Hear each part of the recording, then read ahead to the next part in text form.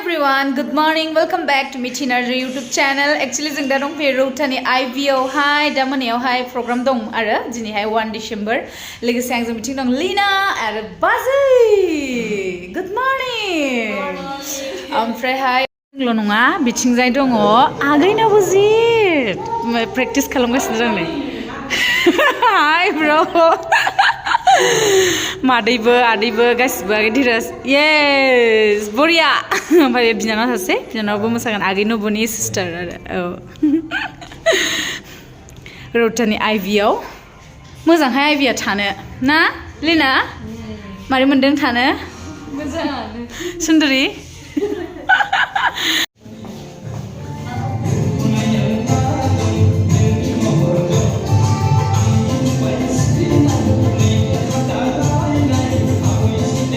So finally दा 6:30 जाबाय ओमफ्राय आलासिफ्रा गासिबो सफैनो हमबाय आरो नै बिथिंजाय जोंना नितामनियाबो सफैबाय ओमफ्राय बिथिंजाय गिताश्रीयाबो सफैबाय ओमफ्राय बिथिंजाय सिस्टाराबो सफैबाय मलिनायाबो ओमफ्राय बिथिंबो दं नै फंबायफोर दं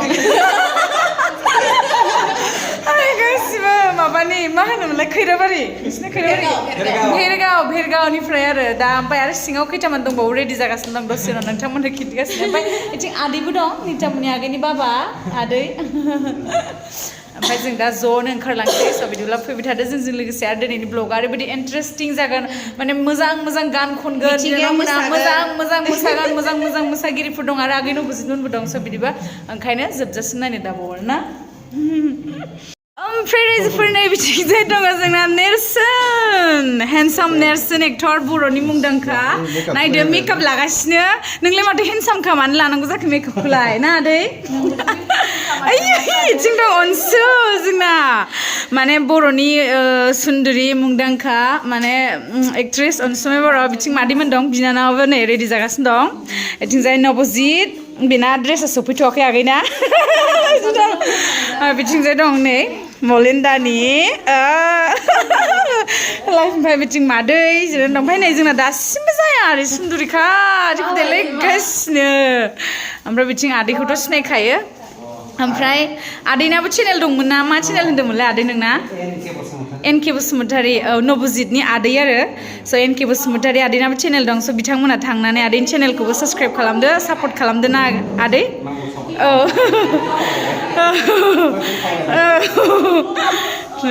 जिरायनानै दंजोबो गासिबो बिदिब्ला फैबाय थादो दा डाइरेक्ट लकेसनाव लोगो हमसै आरो बिथांमोनखौ गांसे आर'नाइजों बरायनो थाखाय आफादनिफ्राय गुरै खालामनो थाखाय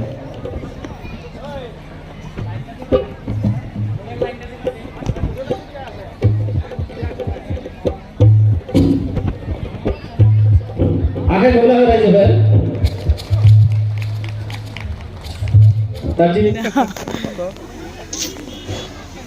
Balisiha musician team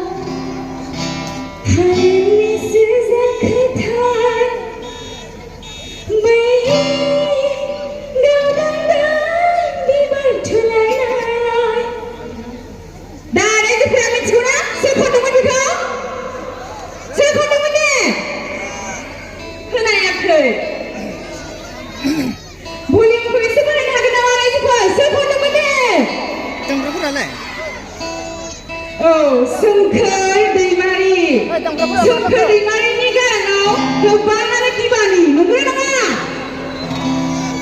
गोबां सिख्लाफोरखौनो सोमखोरा गावनि गारांजों दिबानि खालामो ना बिनि गेजेराव आंबो सासे आरो बेवहाय गोबां सिख्लाफोर दं जानो हागौ दंना गैया सिख्लाफोर आफाय सिख्ला साबेसे सिख्लाफोर दं बिदिब्ला जोबोद एक्साइटेड सोमखोर दैमारि आंबो दिनैसिम माने मोगथाङाव लोगो मोनफेराखै बाट फाइनालि दिनै आं सोमखोरखौ लोगो मोनगोन बोरो सोमखोरा बोरो स' बिदिब्ला सोमखोरखौ स्टेजसिम फैनो थाखाय खावलायबाय आरो बयबो आखाइ खबनो थाखाय खावलायबाय आखाइ खबनायनि बिराद बुरजा खबनांगोन रायजोफोर एसेल' खबबा जानाय नङा सनै सोमखोरा फाइनालि सफैबाय जेरै गारां एरै महरैनो जोबोद नायनो मोजां सोमखोरा सोमखोरनिसिम मोनसे सोंनाय एथ' मोजां गारां मारै जानाय देलाय खिन्थालाय मोजां मोनोना बयबो रायजोफोर हेलौ गिबियावनो बयनिसिमबो गोसो गोरबोनि अननाय आरो सिबिनायखौ बावहरनाय थाबाय लोगोसे दिनैनि बे हाबाफारियाव नुजाथिफैनो हानाय बयनिसिमबो जाहाथे बयबो दिनैनि बे बुब्लियाव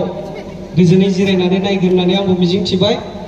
लोगोसे नै जोंहा सोंदों बोरै एथ' मोजां गारां मोनखो होनना दिनै गाराङा मोजां नंथारा आंना थारमाने बिराद गगा मोननानै दं आङो बेखाय बोखाबो जानो हागौ जेखि जाया मानो बोखेबाबो बोखाबाबो सोमखोरा सोमखोरखा बिनि गारांजों रावबो हाखाया ना मा बुङो रायजोफोर सिख्लाफोरनि गोसोखौ मुहिलांनो हानाय नायनोसै दिनै लाइभ पारफरमेन्सखौ आरो ओरैबायदि नोंसिनि रौता उदालगुरिनि आरो ओरैबायदि टेलेन्ट माने बुंनो नांला आरो बेनिखायनो बयबो खेबसेबाव आखाइ खबनाय रायजोफोर आरो अल द बेस्ट सोमखोर थेंक इउ हेलौ टिम मोनसे आर'नाइ गानहोनो थाखाय खावलायबाय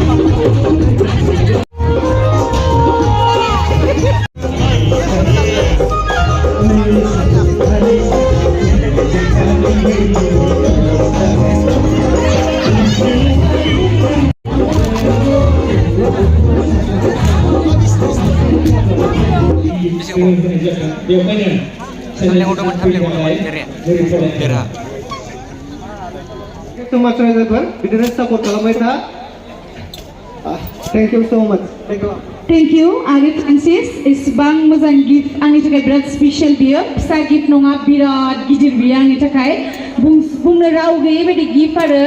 आरो आगैनि बे टेलेन्टखौ नुनानै आं बिराद गोजोननाय मोन्दों आरो रायजोफोराबो बयबो सापर्ट खालाम फ्रांसिस बसुमतारी आगैया इउट्युब चेनेलबो सालायो चेनेलनि नामा मा नाम आगैना FXB Art Gallery चेनेलनि नामखौथ' मिथिखाबाय फंबाया बेवहाय